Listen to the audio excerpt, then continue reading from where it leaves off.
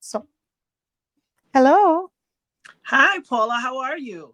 I'm good. I'm good. For people who don't know, the very few people who don't know you, can you please tell us who you are?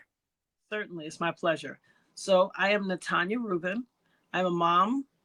I am a daughter, a wife, but I'm also the woman who was shot in the face in 1999 in Club New York by Sean Puffy Combs. I'm a survivor of gun violence. I'm an ardent fighter and spokesperson for the survivors of gun violence, and I am here to make sure that everyone knows unequivocally what happened to me and seek justice for what I endured and for others. Absolutely insane that you're saying this Mhm. directly and that Diddy has not was not tried for attempted murder. So just to get back to this, Natania, first of all, I want to thank you and the people watching this video. I want to thank you too. As you can watch here while we're talking, because this is a Sure. recorded interview, you're watching. If we need to support Natania, and the way you can do it is going to her YouTube because she's the dopest nerd, of course, and this is her cash app if you want to donate any funds to her. This is amazing. That's the quickest way to do it, and also to buy her book. All of these things are being flashed in the video right now and are going to be flashed Mhm. pretty much throughout the entire video, so you know how to help Natania, because she is another one, and I think you're one of the very first victims of real violence, that people can pinpoint you back. Can you tell us, why were you at the nightclub in New Sure. York? How did you find yourself in that situation, Natanya? So I'd been to Club New York many times before. And this particular time, a girlfriend of mine who was with us that night, her name is, well, everyone called her Big Stacy. Stacy's a nurse. She was also a party promoter in the New York City area. And she was having an event on New Year's Eve. Because of my spiritual connection and how I was raised, we go to watch night service on New Year's Eve. Anybody in the Black culture is aware of what that is. And that's where we go on New Year's Eve. So I told her there was, in no uncertain terms, I could not go out with her on New Year's Eve, but I would go out with them in an attempt to promote, in her continued process of promoting until her event. So I went out with her that night, which was the day after Christmas, widely known as Boxing Day. Okay, so that's why you went to that club. Yes, Did you know Diddy before you went into that club, I or did. how did you Yeah. know him? So, of course, we all knew of him, and I had been at events with him. The irony, in fact, is on one, I have a memory that's so vivid to me. Um, People may have heard, those who know Maria Davis. Maria Davis was a huge promoter in New York of events, and she was an ardent AIDS activist. But prior to her career as an AIDS activist, she was a party promoter, and she featured in every Wednesday event called Maria Davis Mad Wednesdays. Those who think they're familiar with her name, you probably heard her on an interlude on a Jay-Z album. If you can go look it up, you can find who Maria Davis is. She had an event that was a repetitious event every Wednesday. And I have a memory. I will never forget this. And I don't know why God highlights this in my mind, but there was a night where uh, Junior Mafia and all of them were on stage. That's the group of rappers and artists that Biggie Smalls the uh, brought into the industry. They were on stage and Puffy was standing. We were further back from the stage. He was standing right beside me. And this was back when he still had the gray patch in his hair. He has a patch of gray hair. A lot of people don't know it because he colors it. If you know him from back in the days, if you know, you know. And I was very conscious of his presence. We didn't talk that night, but I've been in his studio. I've been to events with him. I've been around him for years prior to that. I was a consumer of the products that his artists put out. I danced to Bad Boy Records artists. So he was not in any way strange to me. Now, Shine, I had a personal relationship with. Shine used to come to the recording studio with me when they were shopping him for a deal. The guy who was managing him at the time contacted me. He was a friend of mine, and he asked me would I allow them to come to the studio and let Shine jump on whatever music I was working on. And so I agreed. I said, sure, come on. And they came out to the studio, and this is a multiple times they came to the studio. And one of the pieces of music he did that night was a part of the entire demo body of work that they used to shop to all of the record labels in an anticipation of getting him a record deal. So, Wow. So he would have known you if he oh, saw you absolutely. inside the club. Listen, Shine reached over the crowd and touched me and another one of my friends that was with me that night. Kelly, he touched our fingers over the thing. Like we're not strangers to each other in the slightest bit. Okay. Can you tell us? So, what happened? Why did he shoot you? I mean, he came. Can So you describe what happened, like leading up to you shooting and being shot at? so like I have said, and I've always said, it was my belief that I'm an innocent bystander. But if I, as things unfold and as I look at it from a spiritual perspective, in the natural, I'm an innocent bystander. These are guys that got into a melee in the club, got into an argument with other people, pulled out their weapons, fired wildly and aimlessly into a nightclub, and I got shot in the face. However, if you look at it from a supernatural perspective of spirituality and the awareness of things like that, a lot of people in some of the interviews I've done in the past have gotten in the comments and said, wow, a lot of the things that you describe as a part of the scene and what you saw sounds very esoteric. It sounds like a sacrifice. You were a Yeah. sacrifice. And I don't know if it was me per se, or I just happened to be that person, but from a supernatural perspective, I was the holiest person. I had just gotten saved. I wasn't going out anymore.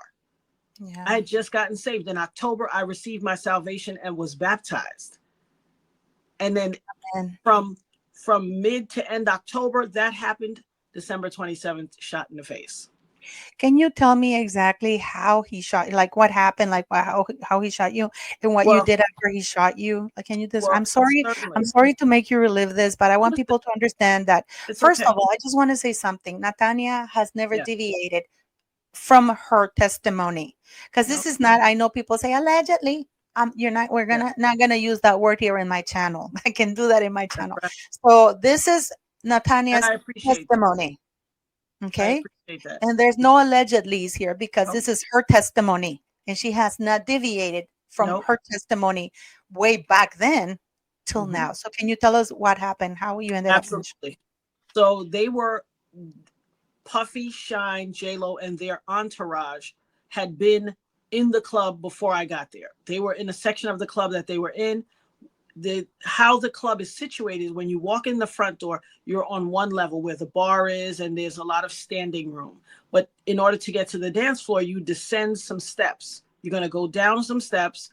It was about 3 or 4 steps, and then you will be in the larger area of the club where the dance floor, there's a VIP section, the bathrooms, things of that nature. And they were ascending the stairs to make it towards, I don't know if they were going to the bar, I don't know if they were leaving the venue, I'm not sure what the nature of their ascension up those stairs were, but they were coming into the area where I was standing in an area right across from the bar on the other side of the walkway where you would ascend the stairs and head either to the bar or to the front door. As they were ascending the stairs into that area, lots of people, parts of their included entourage, as well as hanger-ons and groupies, tried to flock to the grouping to follow them wherever they were going. When that occurred, the club started, they were very hyper. It was the time of the year. It was their artist music, new music was on the speaker. People were dancing, and for whatever reason, they were hyper excited. As they walked, that crowd shoved and swayed. They coming through, they bumped into a patron who was at the bar. His back was to the crowd, so he couldn't see who it was. All he knew is he was standing facing the bar and his group, and the person that bumped into him he was drinking a drink and it knocked his drink onto him, in his face and onto his clothes. And so, sight unseen, he just threw his elbows back and pushed back as anyone would when someone bumps into your body. You're pushing back like, get off of me. When he turned around eventually to face where this act came from, it became a pushing and shoving match. And Puffy says to him, "Do you know who I am?" Like posturing, you know who I am. You better back down. Well, Yeah. this guy was, what the cops that on the interview I played on my channel today said he described himself as a ghetto celebrity, and he was. I knew who this guy was. He was a ghetto celebrity. This is his verbiage for himself. So when Puffy tried to uh, big himself, push the guy around and big up himself, like, Yeah. you know who I am, the guy's friend, who until now I had never said the guy's name. I didn't know the guy's name in the beginning, but the other gentleman who was shot and other people around the area of Brooklyn knew the guy's name and had mentioned it. I only mentioned it today because the interview I did on my channel today, the police mentioned it. His name was Marcus. He had a wad of money in his hand, and he slapped him and said, "Get out of here. We got money too." Like letting him know, we're not backing down because you're famous. Get out of here. You're wrong. We're not going to back down. So once he was hit in the face with that money and the money started raining all over the place, of course, the male ego will take that as a personal affront to their character and their person. And then this thing escalated. So they were shoving and, there were words exchanged. I wasn't in the middle of that melee, so I can't tell you the words per se or what exactly was said. I was on the other side of the room. However, I watched as this whole ensemble of people started to dissipate. People were scrambling around trying to grab money off of the floor because the money, he slapped them with the money, it went into the air and rained down like a movie or a music Wow. video, something very extraordinary. It was not typical at all. So it was that time of the year. It was the Christmas holiday. People, it was like, according to the cop, it was 50s and hundreds. And when Wow. I tell you, there were a ton of them. So people were trying to scramble and grab money out of the air, off of the floor. And I watched Puffy and Shine start reversing back while reaching in their waist. Reaching in their waist. I turned to tell my friend, like, "Oh my God, watch out," because we were in the confines of a particular area. It was limited to where you could go. Behind me was a metal rail that divided the level I was on from the dance floor below. There was nowhere for me to run. There was literally nowhere for me to run. There was no way I would have gotten past them and made it out of the front door before they did what they did. And it happened while it plays over in my mind in its own speed. It happened in such a time period that you couldn't escape it. They were reversing, walking backwards, backing themselves to the front door so they could do what they were going to do and escape. And they both backed back to the door. I told my friend, "Watch out, beware. I think they're going to." And soon as I turned back around, right before I was hit, I heard God's voice say, "Calm down. You're about to be hit." I screamed, "No." And as I screamed, "No," pow, pow, I saw Puffy and Shine both fire their guns. I watched them. I've said this ad nauseum. I told the ambulance. I told everybody. I told the surgeon who testified in the trial. I told everybody. Puffy shot me. The way that I know it was Puffy's bullet that hit me was Puffy was on this side, closer, straight ahead, the line of sight from me. And then Shine was on the next side, right beside the bar, straight ahead on the line side of the guy who ended up shot. And I saw him laying at the foot of the bar, like under the lip of the bar. So it was clear, and it was clear who shot me. And according to the police detectives, Detective Joe Sweeney and Detective Artie Cadigan from the Midtown South Police Precinct in New York City, according to them on the video I did on my channel today, they said those were the only guns in the club because the only people that were allowed to bypass the metal detectors, mind you, it was Shine, J-Lo, and Puffy, and Wolf. But they said the only people that didn't go through the metal detectors were Puffy and J-Lo. That means they had all the guns on them. And eventually they had to give Shine a gun too. Because apparently, according to them, the only people who didn't go through the metal detectors was Puffy and J-Lo. And she carried those guns into that club. She carried the guns in. She did. At some point, there became a time where she passed the gun to Shine clearly and to Puffy. Or she may have given them both to Puffy and he gave one to Shine, but she had those guns. And so when they were reversing back and they fired their shots, he was straight ahead of me. I could see him clearly. He had on all white. It was not hard to distinguish a black gun centered when you're pulling the black gun up from your waist against the backdrop of a white outfit. I can clearly see you got a gun in your hand. And what did you do when you were hit? How did you feel? I mean, I'm sure it hurt. Well, sometimes I So know yes, from personal no, it hurt. experience that when you're first hurt, hit or something, you don't feel it until like No. afterwards. You just in No, I such, felt it. I you absolutely felt felt it. it. It felt Oh like my I was hit with a God. flaming hot sledgehammer. You know how you see a video where there's a piece of metal in some fire or in a kiln and it's so hot, it's red and orange? Well, it Yes. felt like somebody took that red and orange flaming ember on a sledgehammer and picked it up and chopped me in my face with it. That's what it felt like. There was no clue whatsoever that I was shot. None. There was no doubt.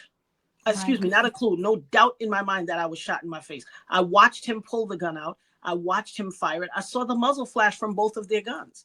Shine's muzzle flash was slightly higher. Puffy's was a little lower.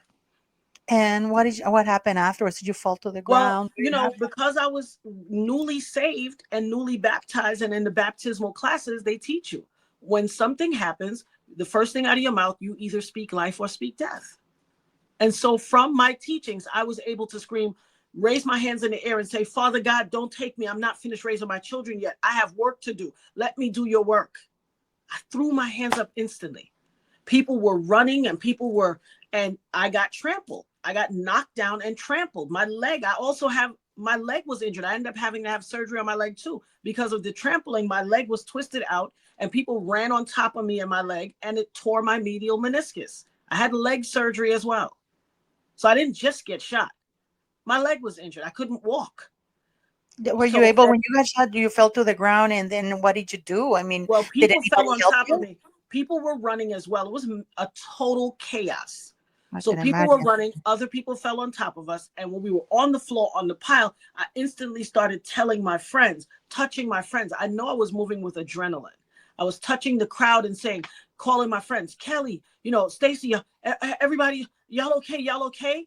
And they were saying, yes, we're okay, Eb, we're okay, we're all okay. And I said, I'm not okay. And they were like, yeah, you okay? And I said, no, I got shot. And that's when she started pushing a girl who had fallen on top of me off of me.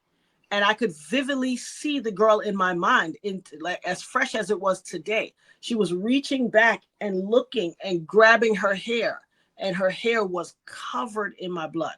Like I was spewing blood, spewing on my clothes, on the girl in front of me, on everybody. And everybody who saw me was just going, holding their face and looking back in horror, as my face was open. And I can I didn't, imagine. the way people looked at me, it was just horror. People were taking off running. People were going all types of places. And all I know is 1 minute my friends were there and the next minute they were not. They ran too. I mean, everybody was afraid. And there came a time where I got up and I don't know if I was in shock, but I was hyper focused. I stood up. Well, people had helped me up, but I stood up and I just stood there. I just stood there. And while everybody was, you could see people in the periphery skirting, going to different places, ducking down, whatever. There were these two sisters that I had known from the street. One's name was Keisha and one was Red. I just recently found a few months ago that Red passed away. And it's my understanding that Keisha also passed away. But I had a picture from her because another friend of mine, her name is Missy Lou. She had a picture with her, Red, Little Kim, and another girl named Sada from Brooklyn. And they were all in the picture and she put up rest in peace, Red. And God. my heart was broken because her and her sister saved my life. They were Wow. instrumental. God sent them. As everybody ran away, they ran to me and they said, come. They didn't grab me. When I did hair professionally as a hairdresser, everybody called me Ebony. And so they were like, come to me, Eb, come. They didn't grab me. They had the wherewithal to know, to not shock my system or to startle me by grabbing me. One dove over the bar to get the paper towels and came back and brought it to me. And one just took my hand and said, come on, Eb, we got you. We okay. You're all right, honey. We got you. And they stayed with me. And as they we could see somebody from the periphery try to like run past and come up the stairs, and there was a door to the side, and the door opened and light shone through, and I never even knew that door was there, and I'd been there tons of times. But they also had flowy curtains, so you couldn't see the door behind the curtains. But these people knew that door was there, and they ran into the door, and she was telling them, Red was saying, hold the door. And he slammed the door shut. A guy with long locks. I could see his long locks. He slammed the door shut, and she ran over to the door, and she banged and kicked and said, open this effing door. Open this door now. And eventually, I don't think it was him, but someone opened the door. And when they opened the door, it was extremely bright inside there. It was the kitchen that corresponded with the hotel that was above the nightclub. Yeah. And so there were black and white tiles on the floor, that black and white checkerboard tile. And in that black and white checkerboard, it looked like 9 million footprints in every direction in my blood. It was my blood that they had walked through. This is how much I was spraying. They had walked through in the club and then transferred into the kitchen. Clearly, lots of people ran in that door, but the footprints were everywhere. And there were some gentlemen who looked, to my best, they had that Mayan appearance, Mexican or something. They were chefs in the restaurant, and they all had on these half aprons. I could tell that the aprons were probably longer, but they all had it tied at their waist. These are just things that I can remember. And they were standing there looking at me in awe. And there were 5 boxes of carrots to the side. I could see people moving all about, looking for places to run, but there were 5 boxes of carrots standing stacked about 5 boxes high. And that looked like the most stable thing in all of this movement. And I went and stood by the carrots and held onto the box and just held the papers to my nose. After that time, I could see a doorway to my right, like catty corner to where I was. Straight ahead, there was a doorway there. And beyond the door looked, because of how bright the kitchen was, by contrast, inside that doorway looked very dark. But I could see people darting through there, just running in there. People coming from all directions, running into that doorway. I didn't know where it led. I had never been inside the kitchen. I didn't know where it led. But eventually people said, come this way. And I went through the doorway. As I was going through the doorway, God's voice said to me, bend down and touch the floor. Now, if anybody that knows me, I would never touch the floor. The floor is filthy and disgusting. I don't wear shoes in my house. Even on my channel, in the live stream, I make a joke and said, take your shoes off at the door and grab a pair of fuzzy socks from the basket by the door and welcome into the Dopest Nerd channel. I don't wear shoes in my house. I'm Caribbean. You know how it is. Ethnic people.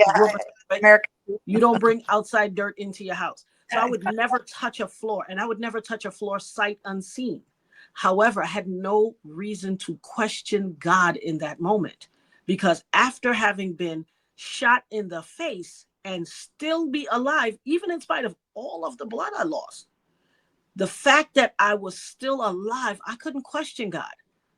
I understood even in that moment, I'm going to listen to what God says. I bent down. I didn't even look. I just touched the floor. I ran my hand from right to left. And when it got to the left side, I felt a piece of metal. God said, put it in your bag. I picked it up and I stuck it in my bag. I would later on go on to find, after my surgery, after the hospital, the next day after I was healing and recovering from surgery, we would look in my bag and discover it was a giant bracelet of, like, you see those rappers with those huge yeah. Those things are amazingly expensive. Huge, very expensive, so big, solid gold, and it was shaped like a bicycle chain link. Oh wow! That was the design, and it was full of diamonds. Oh my God! Then my friend went to the diamond district after I got shot and was healing. He sold it to the diamond district, got the money, and I lived off of that money for a long time. That's how merciful God is. Yeah. In the midst of my storm, he wanted me to know, I got you. My God, Natania. And how did you make it into the ambulance? So when I went through that doorway, it was very dark back there. And I'm holding the tissues to my nose. And just, I mean, you could imagine my face, my hair, everything was a haze. I'm trying to pay attention and watch where I'm stepping. I got all these tissues and I'm trying to walk, because it's dark. You can't really tell what's in this doorway. You can see bodies moving. A man came behind me out of nowhere in this corridor, in this passageway, and tapped me on my back and said, "Come with me." When I turned around and looked at him, I recognized him to be the family that owned the club, the Burgos family. He was either the brother, the cousin. They all look alike. He looked like one of them. And so I followed him. And then we hear some large ruckus. I'm not exactly sure what that ruckus was, but we hear this loud boom, boom, boom, boom. And this man abandoned me and left me in that dark passageway. Mind you, I don't know where I'm going. Where he had abandoned me to, I see it led to another VIP area that was isolated, and it had like seating in it, and it had all these flowy curtains, but there was a mirror on the wall, just like the mirror is above me. And my mind said, go look at that mirror. Go look at your face. I'm walking to the mirror. I hear God's voice saying, don't look in that mirror. I continue to walk. God is stronger now. Don't look in that mirror. I just am compelled. Like I'm afraid at the first, I'm afraid, but at the same time, I want to see what I look like. And so I'm tiptoeing, as I'm about to crest the mirror to look, I hear somebody says, there you are. Oh my God, we've been looking for you. I turn around and it's an EMT. God probably said, let me put this EMT right here now, because I'm sure if I looked at my face, who knows? I mean, of course, we could never tell, but who knows? I may have gone into shock. Yeah, Because no, everybody, definitely. everybody that looked at me was grimacing in horror, like, People oh, probably were wait. surprised you were still alive, Natania. That's a shot in the face. Yeah. And so you made it in the ambulance and you made it to the hospital. When they got me out, so when I initially was standing there, I told you, and I looked over and I saw the guy on the floor. I thought he was dead because he was motionless. And so I said, I stopped and I prayed for him. I was like, Father God, I didn't know who he was. I didn't know I didn't realize at the time that I had met him before, but I didn't know if he was saved and what his thing was. I just knew when we meet God, we have to make an account for who we are. And I prayed for him. I said, Father God, forgive his sins. I forgive his sins on behalf of, I will stand in the gap for him. Give him absolution from his sins so that he can make it into the kingdom of heaven. Because at that moment, I still thought that I wasn't going to make it. I had felt my body. If you ever watch Star Trek where they say, beam me I up, am a Scotty. Trekkie. I am Yes. a Trekkie. So, when they say, beam me up, Scotty, and their Yeah, bodies yeah, start to disintegrate, yeah, yeah. that's how I felt as soon as I got shot. When I stood back up there and everybody had run to the door and the air came in the door, I felt like that cold air rushed towards me and passed through my body and went through me. It just went through me like I wasn't solid anymore. And I was like, what is this feeling? I literally said, oh my God, I'm dying. Like you evaporated I kind was of thing? evaporating. I stopped being one solid piece of flesh. And I had never experienced that. So I Wow. was like, oh no, this has to be the feeling when you're leaving, Yeah, yeah, because yeah. I had nothing I had no frame of reference for that Yeah, feeling. I of had never course. experienced it, Yeah, and it was yeah, hard. you haven't gotten shot in the face before, so it's understandable Exactly. that you wouldn't have a frame of reference. Yeah. Mhm. And so I stopped it. Like I said, I prayed for him because I thought wherever he was already, thank God he did not pass away. But where I thought wherever he was already, I was on my way there. And I knew I would meet him at the gates. And so I didn't want either of us to miss out on the opportunity of going into the kingdom of God. Yeah. And so I prayed for him. But to get back to so remember, I told you, I felt like my body had pixelated and separated, like I wasn't solid flesh anymore. When I got to the staircase where the EMT was taking me out, everybody had piled up in this staircase, like 5 bodies deep. It could have been deeper, but it was on both sides, all the way down the stairs, all the way out of the club. People wanted to see who it was that got hit. And so I was very popular. I had beauty salons. I used to throw events. I was pretty popular. Once I got to the staircase and somebody said, oh my God, Ebony. And everybody said, it was Abdang I shot. Oh, people were screaming. And every time somebody said my name, I could feel my body pulling closer back to life. I had faded away till I felt like I was disintegrating. Every time somebody said my name, I felt the particles of my body coming back together and congealing and bringing me to life.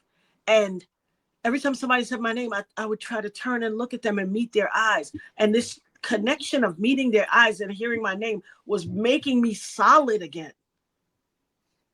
And people were crying. Everybody was covering their face. I saw big guys that I knew from the streets. I didn't know them personally, but I knew them from big, burly, surly men were crying and turning their face. And everybody was, oh my God, everybody.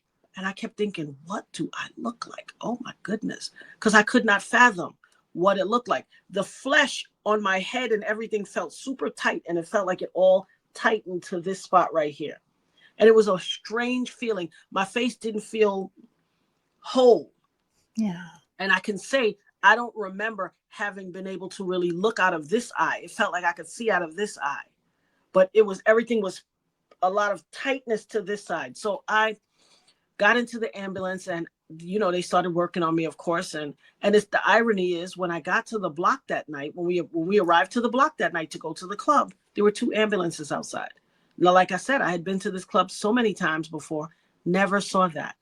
And I said to my friends, what is this? The ambulances were half on the sidewalk, half in the street on both sides. And they narrowed the passage of traffic. So you have to go through this little narrow thing when normally 3 cars could go down the block or cars could be parked on both sides and 2 cars could go down the block. They narrowed it to one lane that you had to go through. And when I think back to it, it's almost like it was a portal, like you had to cross through a portal into the block. And I was like, another strange thing that just struck me now, and I mean, I've remembered this before, but it just struck me now. Normally, cars are parked all up and down that block. Yeah. Not a car was parked on that block, which is now making it seem like it was planned even more because it's 43rd Street in Manhattan. Manhattan, yeah. Always cars parked. Yeah. I'd been there many times before. Cars were there. Not this time. So at least not in that upper portion of the block. I did not go to the end of the block, but in that upper portion of the block, nothing. I can visualize it in my mind right now, and I don't see one, except for those ambulances. Yeah. And, they took me into the ambulance, and of course, they're asking you, like, what is your name? They're acclimating you to time and space to see if you know who you are, what's going on, stuff like that. And I remember never passing out, never crying until I got on the gurney in the hospital and finally spoke to my sister.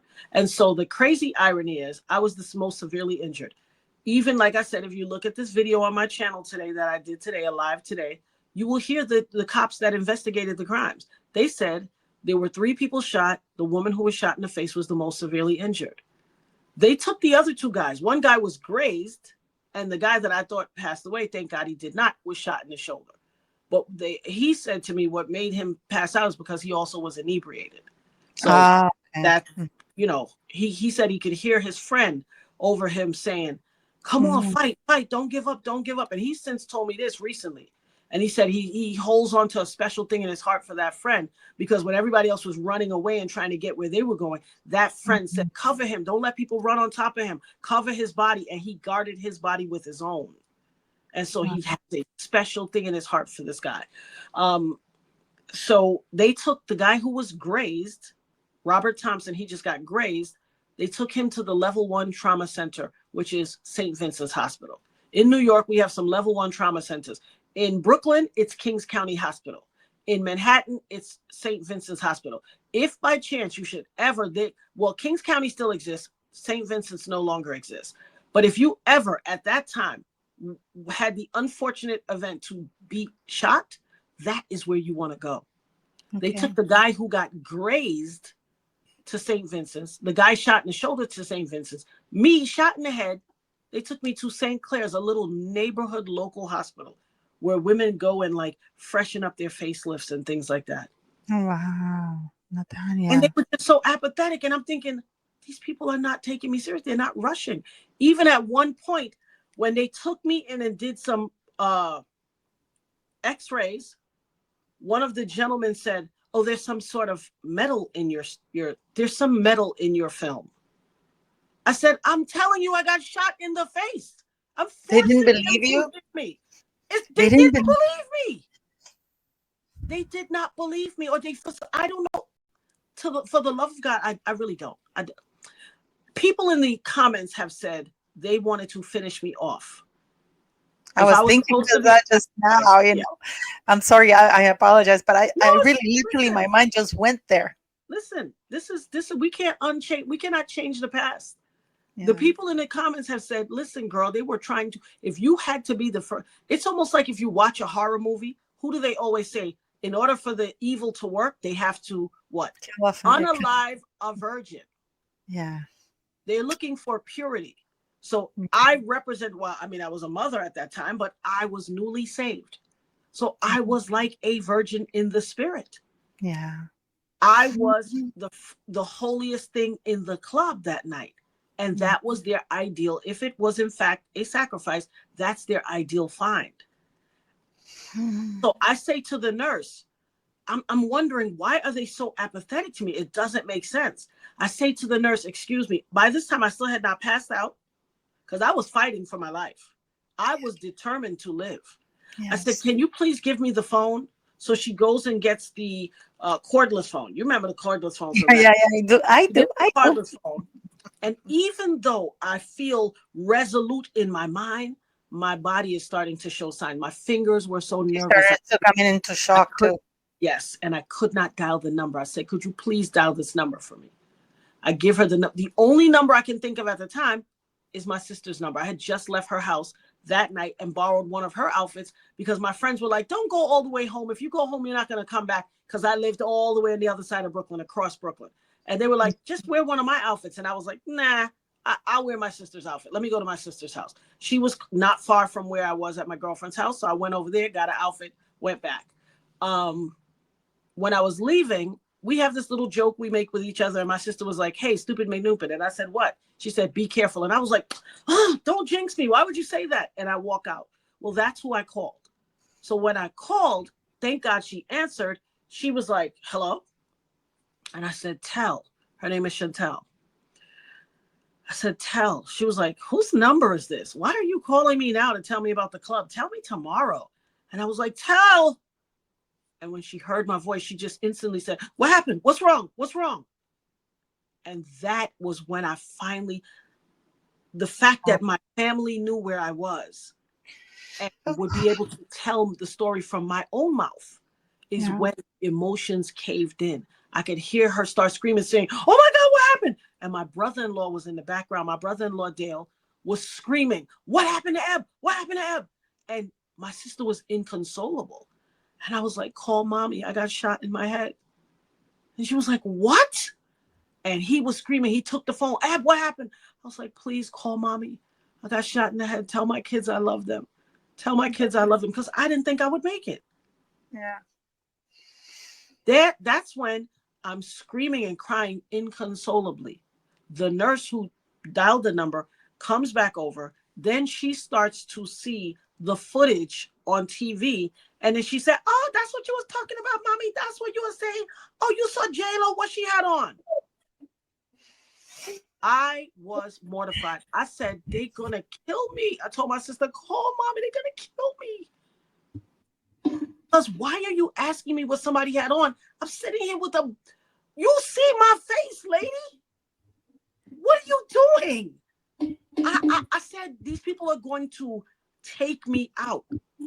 My mother, thank God. First of all, I knew why I was saying call my mother. My mother is a powerhouse in her own right. My mother has been a mover and shaker in New York State, worked for the government, has a lot of political affiliations and connections and powerful friends. In no time, my sister called my mother. My mother already was on her way there from Jersey, already had this heavy, serious medevac specialist trauma ambulance pick me up and zoom me over to St. Vincent's and was literally taking me out and taking me right into surgery. In fact, when my mother got there, well, when we got there, my mother was already there and she came up to the stretcher when she saw me and they were like, ma'am, we're trying to get her into surgery. And I said, my sister was crying inconsolably behind my mother, crying her eyes out. And my phone just gave me a little warning. Hold on. Nirvana! My sister was crying. You could not calm her. There was no comforting her. And my mother was standing resolute. And I was looking at my little sister, could barely look at me. She kept covering her face and just crying. My mother, I said, Mommy, I love you. Tell my kids I love them. Take care of my kids. My mother said with conviction, no, you go in that surgery and you get better and you get well. You take care of your own kids. My name is Grandma. I make cookies. You are their mother. You're going to raise them. Don't tell me. I'm not sending them no message. You tell them yourself. And I was like, yes, Mommy. But I needed that because it was almost like she didn't give me permission to let go because I was letting go. I did not think I had a choice in it. I felt like I was leaving. But it scared me. Like I had such reverence, fear, respect for my mother. I wouldn't even dare let myself die now. This woman has ordered me, get back out here and raise your own kids. And thank God that she had the wherewithal to do that because I continue to fight.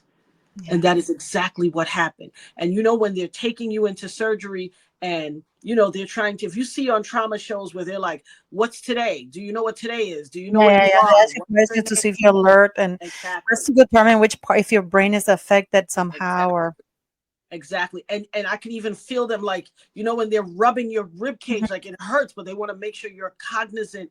And I remember him saying, who did this to you? And I said, Puffy shot me, just like I had told the doctors at the first hospital, just like I had told the ambulance worker, just like I had told the nurse. I said, Puffy shot me. Puffy shot me. And then you could see, the anesthesiologist was like, you're going to feel something. You're going to go under, count backwards from 100. And next thing you know, I woke up in the recovery room and eventually back with my family when I finally got out of recovery. In fact, in the recovery room, it was dim and they had flowy white curtains. And I heard these muffled voices from behind the curtains, and it was very dim. I thought I was in heaven. I thought I was in heaven. My mouth was extremely dry. I remember this vividly. One of the nurses came in and she said, oh, okay, you're awake. How are you? And I looked at her and I said, are you my angel? And she was like, what? I said, are you my angel? And my mouth was so dry that I don't know if you've ever been in the hospital, they have these little sponges on like a lollipop stick, and Yeah. she had dampened it and rubbed it around my lips. And I was like, oh, is that what they do when you come to heaven? And she said, heaven? She said, no, honey, you're not, you're alive. This is the recovery room. And I was like, oh, you're not my angel? She's like, honey, this is the recovery room. You're okay. You made it. I thought she was an angel because I didn't know what she was applying to my lips, but I was just like, oh, this is what they do when you come to heaven. What did I know? But no, she was the recovery room nurse. So God saw fit in spite of everything to keep me. It is my sincere belief. When I was 5, this is a quick story. When I was 5, my grandmother, God rest her soul, my grandmother Vivian Amelia Mead, that woman is my life. My life. God rest her soul. She had a best friend from Trinidad. My family's from Trinidad. And she had a best friend named Jean Smith. And Jean Smith came to America before my grandmother. So eventually when my grandmother got there and we came along, we were grown up. And when I was about 5, she found Jean Smith again. They bumped into each other on the streets of New York and rekindled their friendship. And Jean Smith was you hear the young people using that, very demure, very classy, Yeah, very yeah, yeah, yeah. she was very demure. She was graceful, and so was my grandmother, like Diane Carroll. That's how they both were, just elegant, graceful women.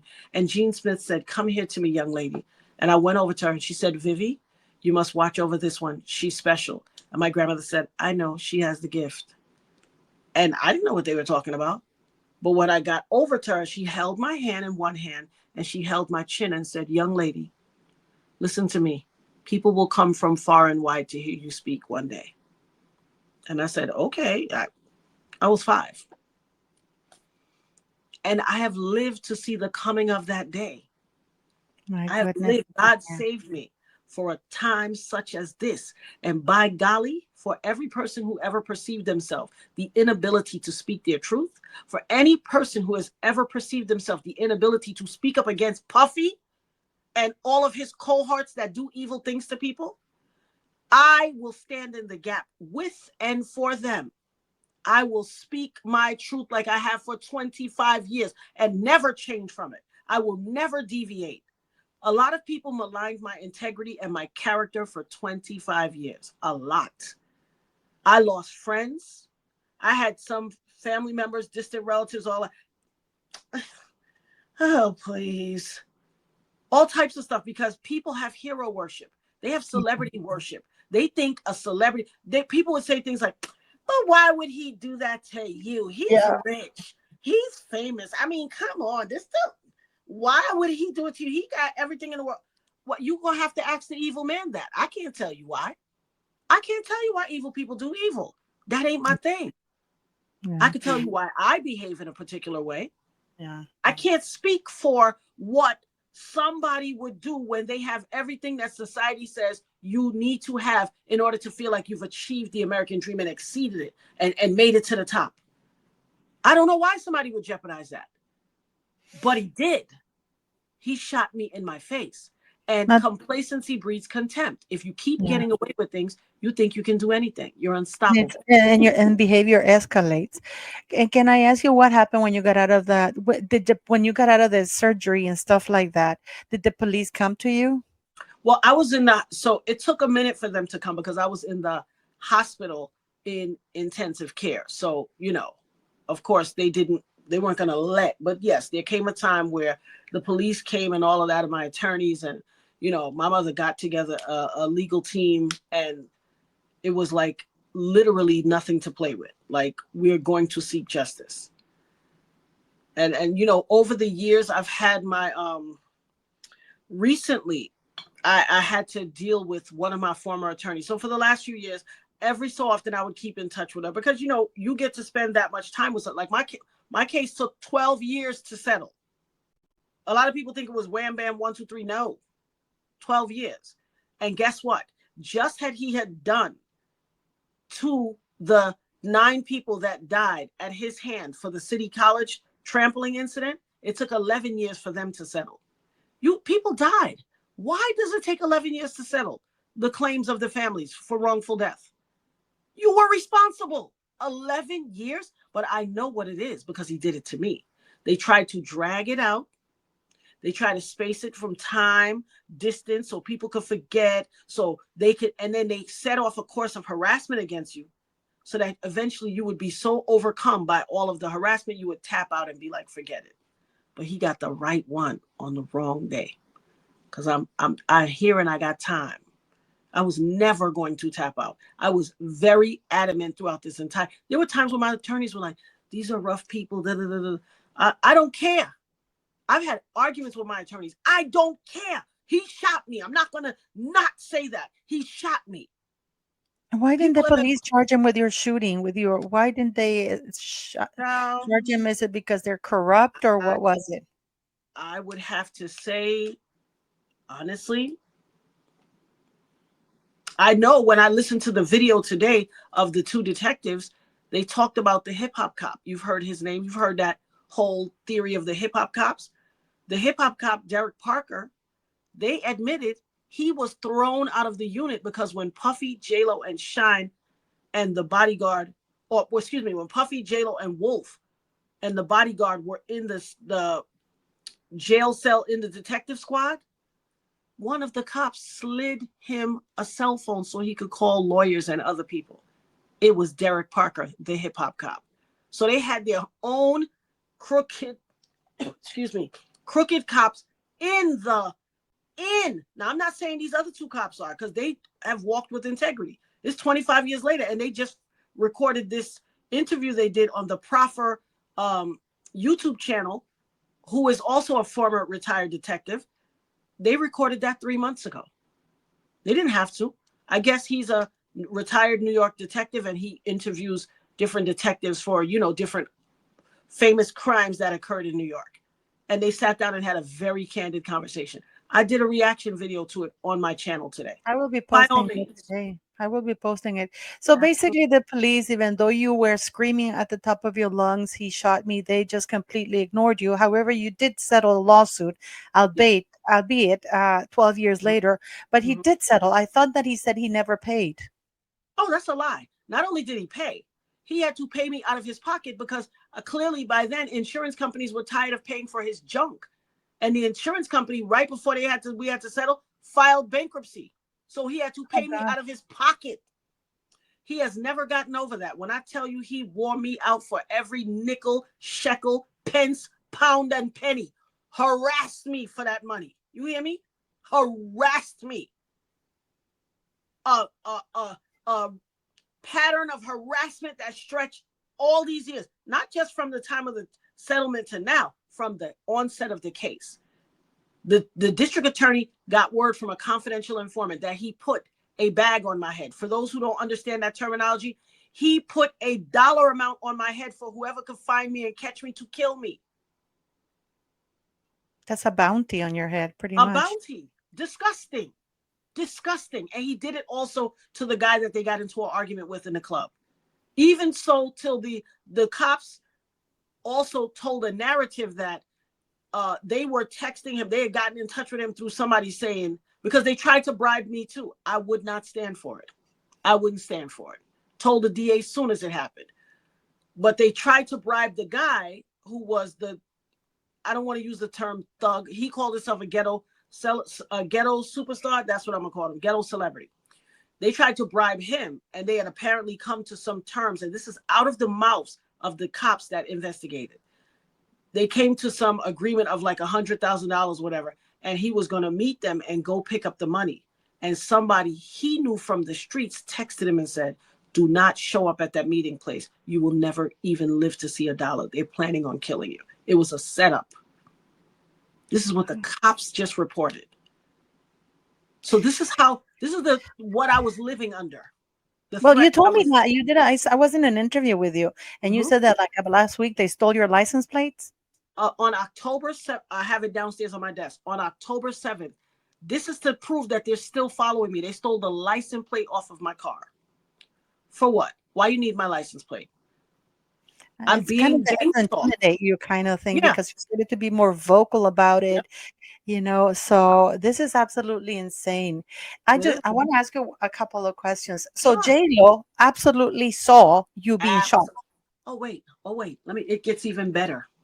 Please post my YouTube video post the video of what I did today. Not the original, I will because my absolutely will. commentary is integral. Not only did J-Lo bring the gun in the club, she threw the gun out the window of the car when the cops were chasing them. She threw it out of the car and it landed on top of a man's car. He was a man who drove escorts to, like, I guess if they go dance or something. He Yeah. was sitting in his car. He takes them to the place and takes them back to make sure they get there safely. He's sitting in his car waiting for the escorts to come back. He says a navigator comes flying down the street with the sirens and the cops chasing them. The window opened on the rear passenger seat where J-Lo is sitting. He said a white, light-skinned, slender hand threw a gun out and the gun landed on the hood of his car. God, the God I serve. There is no perfect crime. The God I serve. She threw that gun out the car. It landed on the hood of his car. He takes the gun and gives it to his boss because he's like, what is going on? He takes the gun and he gives it to his boss. The boss, then within a day or so, they start hearing on the news what's going on. And he's like, didn't you say it was a navigator? Yes. He calls the cops and gives it to the cops. But by then, they questioned J-Lo and let her go because she lied. I didn't see that. So that means she not only held the gun once, bringing it in the club, she held it twice. She threw it out the window. This is the cops. And when I tell you I went off on my page, I said, listen, for all of y'all that been in my DMs, oh, leave J-Lo alone. She didn't do anything. Poor J-Lo from the J-Lo, block. please. There's no poor J-Lo. She's a criminal. She Yeah, threw, that is absolutely. called obstruction of justice and getting rid of evidence. You don't She's an get to do accomplice that. too. She's She's an a total accomplice. accomplice. Here's the deal. The cop said there were metal detectors. The cop didn't even say that Shine didn't go through the metal detector. He said the only people, because they look at surveillance, everything, the only people that didn't go through the metal detectors was J-Lo and Puffy. That means they brought Shine's gun into the club. She brought Shine's gun in also. Shine But the got checked. bodyguard, The bodyguard ended Yep. up going to jail, right? For No, the no, no, no, no, not the bodyguard. Shine, the rapper that was signed to his label. ramp, yeah. His album was just about to come off. This is And listen, insane. the bodyguard went through. The bodyguard got checked. Shine got checked. J Lo and Puffy's the only one that didn't get checked through the metal detectors. J Lo brought in the gun for Shine and Puffy. Well, I think Both it's time guns. Miss Jail Low is about That's to what somebody things said. are about to get real for J Lo. I But you guess this remember is her why song? yeah. She said, "Don't be fooled by the rocks that I got. I'm still Jenny from the block, Jenny from the cell block." Yeah. Oh, And I, Jenny from the block, the gun. or Jenny with the Glock, they said too. I saw that in the comments too. Is that And so? We are going to establish two things here. J mhm, Lo saw everything. yep, Diddy shot you. yep, The police refused to prosecute him yep, for attentive murder. and her Uh, for yeah, and J-Lo accessory lied. She committed perjury. She committed became perjury an to the grand accomplice. jury. Yep, This and is has lied all absolutely these years. insane. So all of the meteoric rise that she has done since 1999, she built her career off the backs of my life. I'm not letting you get away with that, boo. Mm-mm. No way. No, no, no, no, not on your watch, Natania. No, no way. And can I just, we're gonna end.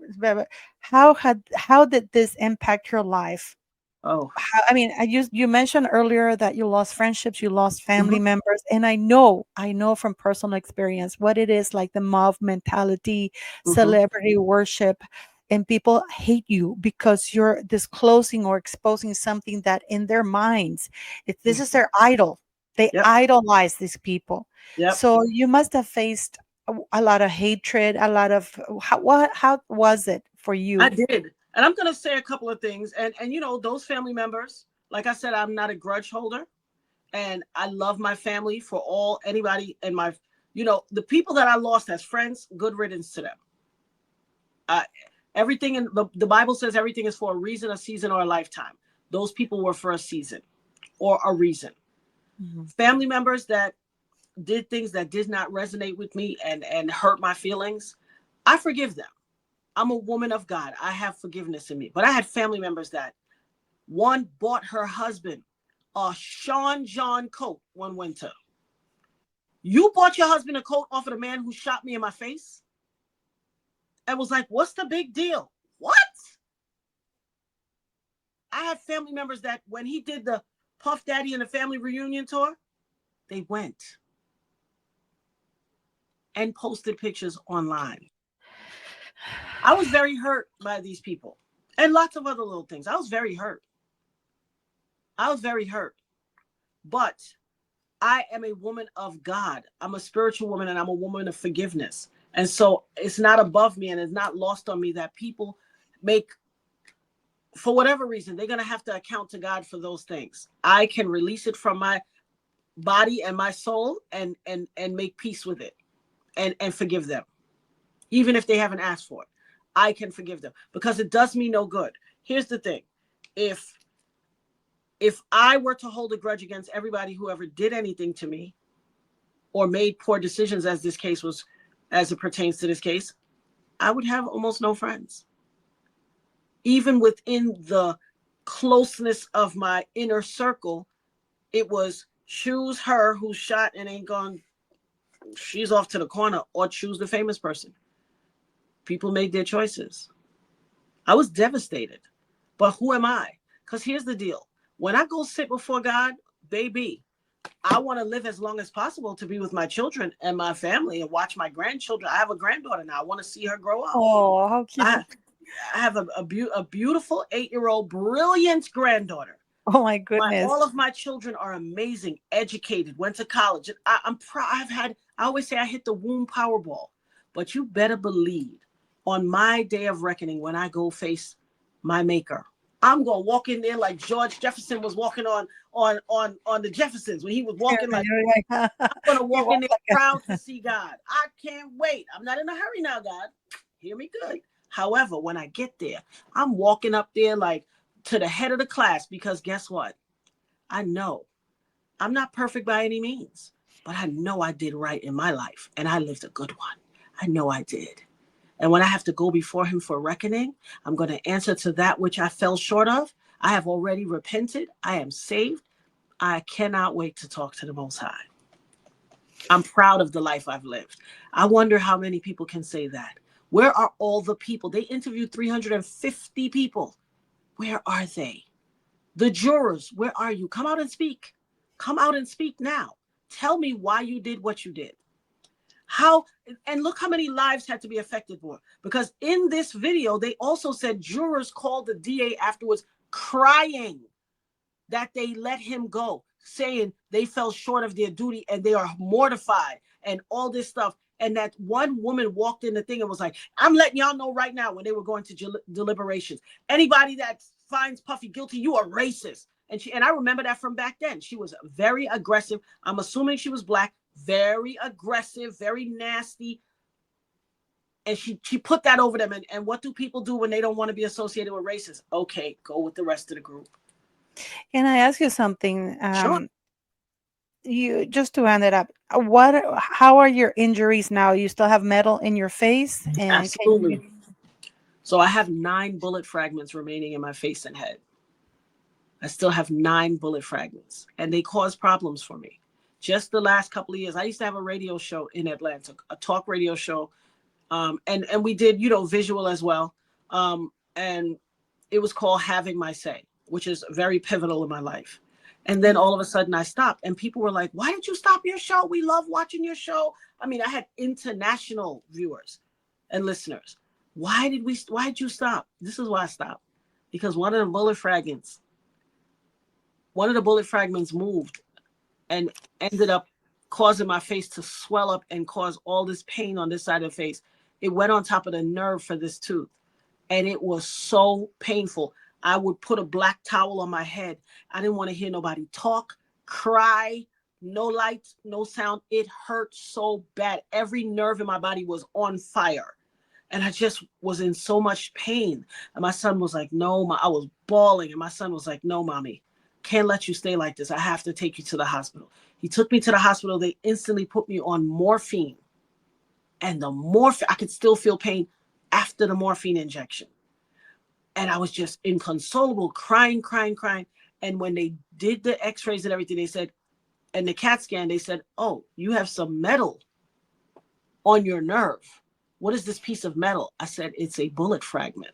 They said, it's on top of the nerve. That is, you must be an extreme. And when you go to the hospital, they say, on a level, a scale of 1 to 10, how much pain are you in? 1,000. Well, exactly. And there's a theory that when black women say if a black woman says she's at a level 10, they back you up to a level 6. They just want drugs. I'm not a drug addict. I even had a time, not to cut that story, but I even had a time where I started going through a lot of pain and depression when I first was, not long after I had been relocated to Georgia. And I was just like, what's going on? I'm just overall not feeling well. I had to develop a Natania, seizure. I just have to say something. I Mhm. would be surprised if you didn't have a little bit of depression. I think it's okay. Oh, I absolutely suffer from I depression. mean, being shot in the face, I Depression. don't think I don't wonder how many people in the population percentage wise can say, Mhm. "Oh, I was shot in the face and I survived." I wonder, Well, not very many. You're I'll in an tell you, elite club. I'll tell you, I did the research. Oh, It you said did? of all people shot in the face or head, only 5% survive and only 3% have cognition. The other 2% are vegetables. I'm 1 in 3%. Praise the Lord. Praise the Lord. You think I'm going to stay quiet? I have a duty to do. I would be betraying God if I sat quiet and kept my little 3% to myself. I would never, because there are countless other people out there who have endured abuse at his hand and they don't have the assertiveness and the courage that I have. But it's just how God created me. It's how he created me. And so I will always speak up and speak out. Always. I've never been afraid. Lots of people are afraid of him, and justifiably so. But I've never been afraid. Never. I And just what didn't. else? I know you have problems with your vision too. I have problems with my vision. I have a massive chunk. So The You look majority of the so bullets. young without those Thank glasses. I'm you. sorry, but you look Thank so you. I'm young with 54. them. When you take off the glasses, you look so young. Thank you. I have, to God be the glory. I have a bunch of the bullet fragments are in this area. So as a teenager, I never had acne. I was one of the lucky ones. My skin was flawless. But as an adult, after I got shot, I had a whole massive breakout here and I started picking my face because I just didn't like the way it looked. And it was just, but it caused, to have lead in your body, this foreign object, your body is not meant to endure Lead that poisoning too. poisoning. And that's one of my greatest concerns is something like Alzheimer's or, you know, and I don't want to speak that word curse over my life, but some debilitating brain condition. I have the hugest chunk of bullet is here. You can touch it. So when the bullet struck me in my nose, it broke my nose bone. It broke my cheekbone. It tore out the entire nasopharynx on this side of my face. The nasopharynx is, if you look in your nostril, you see that big bubble gland in the back of both of your nostrils. That whole area connected to that, all the mechanism connected to that is gone on this side. I don't have any of that. And then because of the fact it was a hollow point bullet, once it makes contact, it spreads and it goes every direction, which is why it got the nickname Cop Killer. One of the bullet fragments went through, which I'm assuming passed through here, and the path that the bullet took in my body, it scarred my cerebral cortex. That gave me a seizure disorder. So I have seizures, swelling of the brain, migraines, PTSD, social anxiety disorder, depression, all types of stuff, a host of problems. Just recently, the last few years ago, I lost a tooth because when they went in, they had to give me surgery and do something called a pulpectomy. And the pulpectomy takes out all the nerve. Once they took the nerve out, the tooth became fragile. It broke. And then what happened was the tooth broke on the bottom and the root was still in here, but it was completely open into it was just a nightmare. They had to eventually go in and take it out. But it's been very painful. Taking out permanent teeth causes your teeth to shift. So now my teeth are shifting. I need braces. I mean, it's just a never ending thing. Hmm.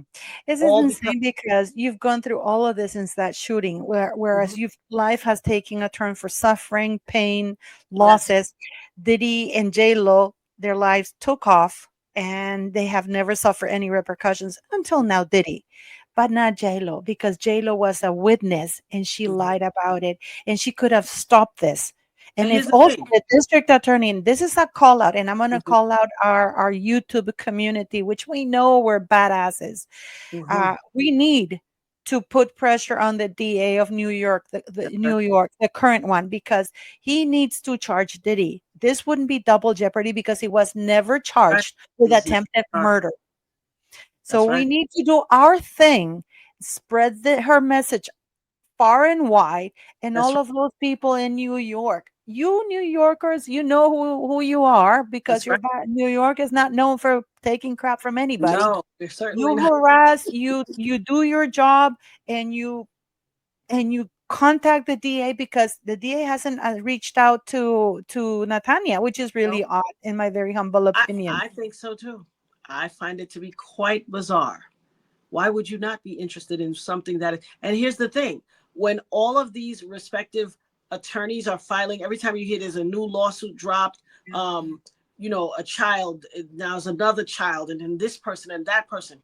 In the beginning of those lawsuits, they talk about my case. And these are people in the federal thing. So you're referencing me, but no one's calling me? Doesn't make sense. At all. Well, I But want to what thank I do Antonia. know is Yeah, that sorry, go people, ahead. oh no, you're fine. What I do know is that when people take a hardline position and they say, oh, this is what it is, they hate for history to spin the block and make them face what they didn't do. That's one thing I know for a fact. People don't want to face the ramifications for the work that they did not do. And so, or if they did something that in turn let somebody off. I'd like to hear from the jurors. I'd like to have a civil conversation with them and interview them. What made you do what you did? All of the information was there. The surgeon who did my surgery, the surgeon from St. Vincent's Hospital who did the surgery to extract the bullet that was aspirating into my lung. He came and testified in the case. They said, "What did you hear?" He said, while I was trying to ask her questions about if she knew where she was and acclimate her to time and space, she was screaming the whole time, Puffy shot me, Puffy shot me. He said, I didn't know who Puffy was. You didn't even believe the surgeon? You made up reasons why you didn't believe me, but you didn't believe the surgeon. Why? Because if that surgeon had to save your child, you would believe and trust him instantly. So why on earth did you not believe him?